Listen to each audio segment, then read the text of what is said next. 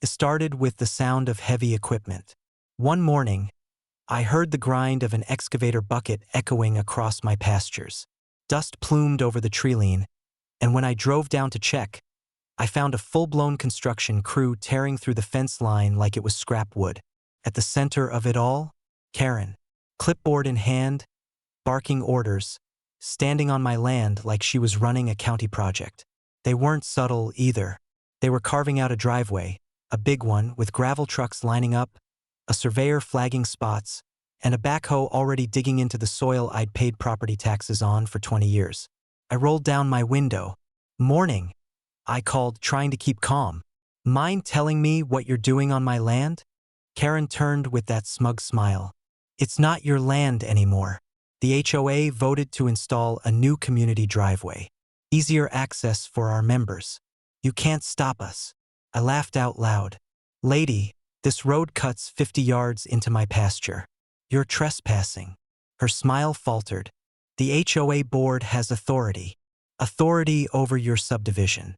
Not my ranch." She bristled, stomped her little wedge-heeled shoes in the dirt, and shouted, "Fine! If you interfere, I'll call the police.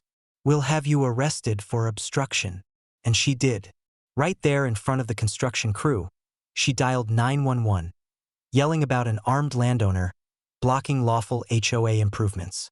10 minutes later, 2 patrol cars pulled up.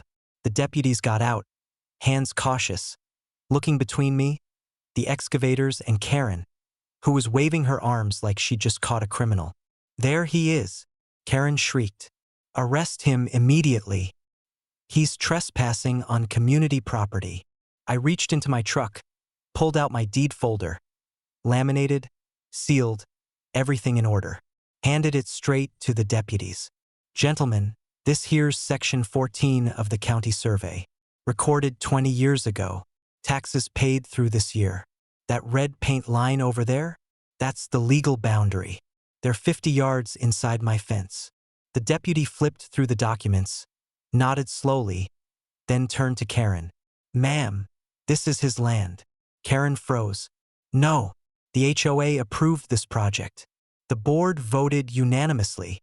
The second deputy pointed at the excavator tearing into my pasture. "Ma'am, do you realize what you've just done? You directed a crew to dig into property you don't own. That's criminal trespass and property damage." Karen's face went pale. "And no, it's a mistake. But it was too late." The deputies ordered the crew to shut down equipment immediately. The foreman, realizing he'd been duped by the HOA, threw up his hands and said, "We were told this was approved land. We're not touching another inch." Karen sputtered, begging them to keep working, threatening lawsuits, even shouting at the deputies. But the law wasn't on her side anymore.